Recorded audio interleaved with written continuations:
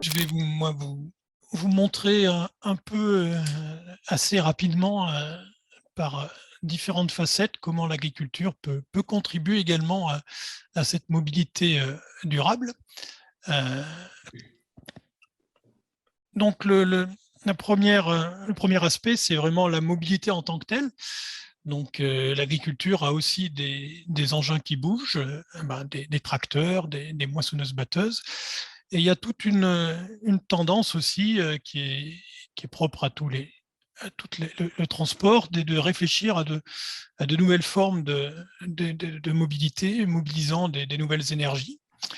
Alors, on voit maintenant apparaître depuis quelques temps sur le marché des tracteurs électriques. Alors, la grosse difficulté sur les tracteurs, c'est qu'il y a des travaux qui demandent beaucoup de puissance, notamment tout ce qui est travail du sol. Mais on voit quand même apparaître des tracteurs électriques. Donc, vous les avez en haut, là, des petits tracteurs. Ça, c'est en blanc, là, avec l'arceau. C'est Alors une... Jean-Pierre, on ne voit, Oui, on est toujours sur le slide introductif, hein? ah, ça défile pas. Non, voilà, Voilà, on va le faire comme ça. très bien. Euh, donc, l'écran, le petit tracteur, là, c'est une entreprise clermontoise, Sabi Agri, qui développe un tracteur électrique pour des travaux type maraîchage, travaux dans les vignes. Donc, c'est un tracteur à part entière, mais qui est à motorisation électrique et qui peut, comme ça, travailler toute une journée juste sur sa réserve de batterie. Et puis, on voit dans les vignes des tracteurs un peu plus gros, type tracteur enjambeur, donc qui permettent de travailler aussi pendant 8 heures à faire des travaux dans les vignes. Donc tout ce qui peut être entretien du sol dans les vignes, c'est plutôt en surface le sol, et puis tout ce qui est travail de la vigne. Donc voilà, on voit apparaître ce type de tracteur électrique. Et puis il y a des études un peu plus prospectives. Donc on a vu apparaître depuis quelques années dans les salons des tracteurs. L'exposé juste avant évoquait l'hydrogène et les piles à combustible. Donc, on a vu apparaître les premiers tracteurs avec des piles à combustible, mais qui sont encore à l'état de prototype, de concept, et qu'on voit surtout sur les salons. Donc, c'est l'avenir. Mais il y a encore pas mal de travail à faire par rapport aux besoins en énergie, sachant que sur un tracteur, le moteur, bien sûr, entraîne le tracteur, mais entraîne l'outil derrière. Et l'outil peut offrir une grosse résistance dans le cas extrême, par exemple, dans le cas d'une charrue. Là, il faut beaucoup de puissance pour pouvoir tirer la charrue. Donc voilà, il y a encore pas mal de travail. Et puis des travaux un peu comment électrifier des gros tracteurs. Donc là, c'est un exemple en bas à droite de tracteur chez le constructeur John Deere, donc qui a remplacé le moteur traditionnel par un moteur électrique et avec un gros pack de batterie à l'avant à la place du moteur thermique. Donc pas mal de travaux sur ces questions-là d'électrisation des tracteurs. Mais on peut aussi envisager l'agriculture en redéfinissant un peu la mobilité. Donc, on voit maintenant aussi apparaître des concepts qui tendent à revisiter un peu le travail agricole. Donc, comment proposer, par exemple, des robots plus petits, comment travailler de manière plus fréquente sans chauffeur. Donc, on peut travailler 24 heures sur 24 avec des petits engins, donc avec des problèmes de consommation moindres. Et donc, on voit apparaître pas mal de solutions, soit tant sur le plan recherche que sur le plan des distributeurs. Maintenant, il y a des robots qui sont commercialisés. Là, c'est un robot à droite, c'est un robot, par exemple, d'une start-up de toulousaine, le Nayo, qui propose un petit robot de désherbage pour le maraîchage. Donc, des solutions alternatives qui font place aux tracteurs traditionnels et en réduisant les tailles. Et puis, les constructeurs réfléchissent aussi à des motorisations un peu hybrides. Donc là, au milieu, c'est un tracteur de la société Citia qui a une motorisation hybride, donc un petit générateur thermique diesel qui alimente un moteur électrique et qui alimente aussi un moteur hydraulique. Donc c'est un robot qui a 3 types de motorisation suivant soit l'antenne, soit les outils, soit l'avancement. Enfin voilà, il peut gérer l'énergie de manière différente. Donc voilà, on voit apparaître des solutions un peu différentes et hybrides. Et puis enfin, il y a des solutions, soit on peut aussi préconiser de revenir à des motorisations anciennes. Là, on voit par exemple, on redécouvre le cheval dans certains types d'exploitation, de petites surfaces, très, très centrées bio, agroécologie. Donc voilà, on réintroduit le cheval, donc mobilité propre par excellence. Et puis aussi des concepts un peu originaux des constructeurs. Donc là, on voit un robot de chez John Deere qui a une grande rallonge, un enrouleur, un touret, et puis il déroule au fur et à mesure des allers-retours. Il enroule et il déroule du câble pour pouvoir être alimenté. Donc, pas de problème de batterie. Là, on est relié au secteur. Donc, voilà, on voit les constructeurs font preuve d'originalité et d'innovation tout azimut pour faire des mobilités innovantes. Donc, sous-jacent, il y a toute la question de l'énergie dans le secteur rural. Donc, si on multiplie les tracteurs électriques, ce qu'on évoquait un petit peu avec l'hydrogène, où on va se recharger. Donc voilà, il faut aussi repenser la distribution de l'énergie en secteur rural. Donc, par exemple, Nayo s'est associé avec le groupe Varta pour créer des petites stations de recharge qu'on peut déployer et qui sont reliées au secteur, que le robot peut venir se recharger au niveau de la station.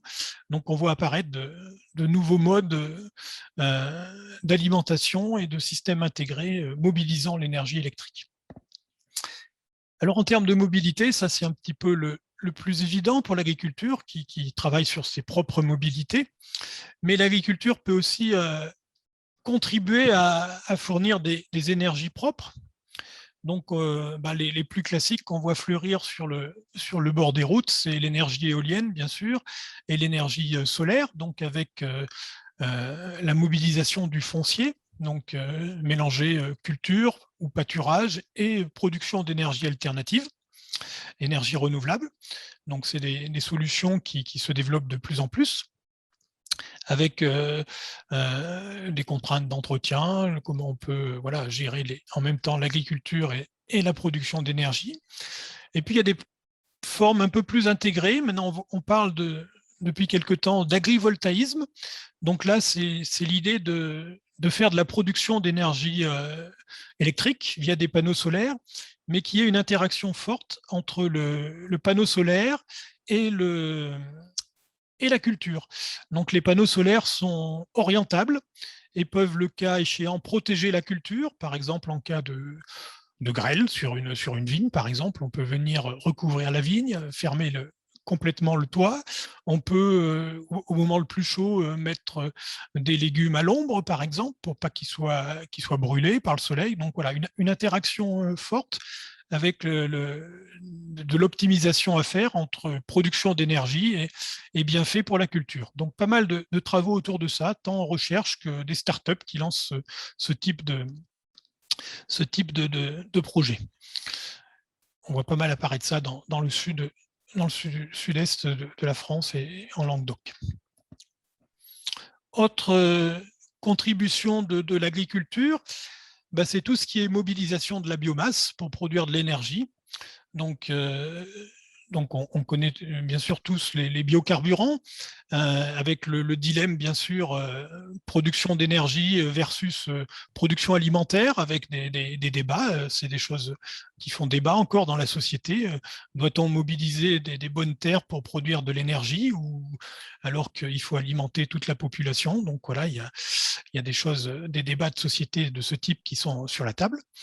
Mais on peut aussi produire de l'énergie, produire des choses avec des coproduits de l'agriculture, donc soit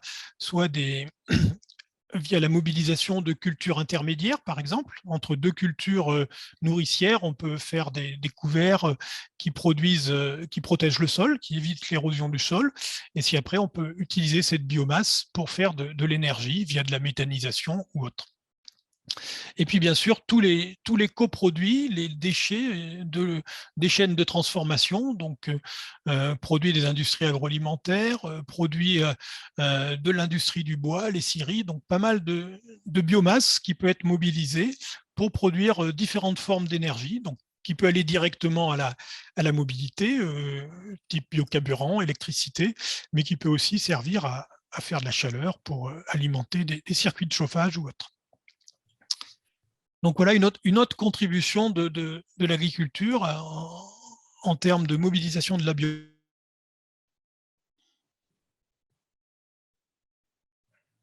De boucler les cycles.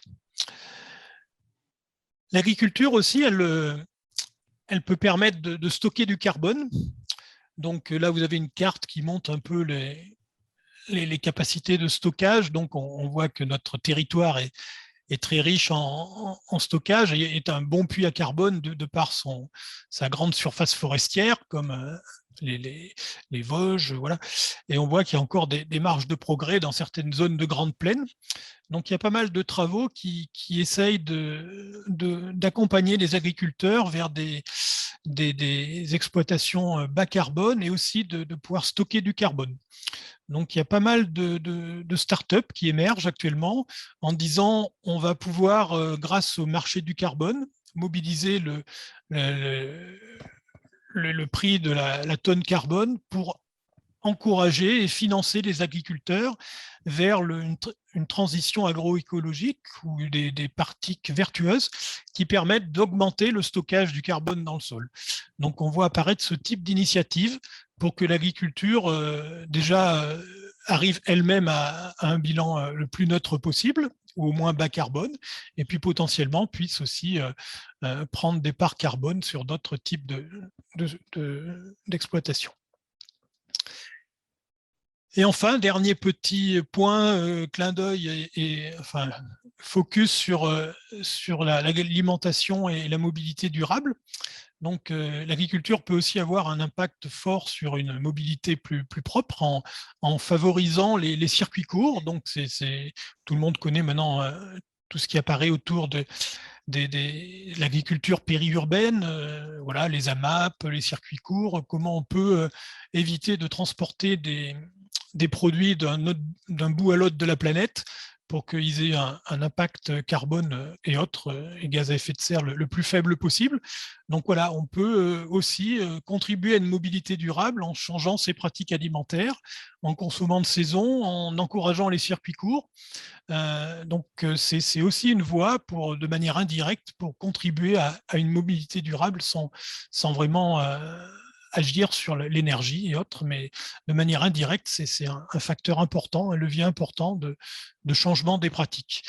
Donc voilà, c'était un petit peu un panorama donc, pour montrer que l'agriculture a plein de pistes pour contribuer, pour elle-même modifier ses modes de mobilité, mais aussi pour contribuer de manière directe ou indirecte à se déplacer, à déplacer les biens et les marchandises de manière plus propre. Voilà, je suis à l'écoute de vos questions.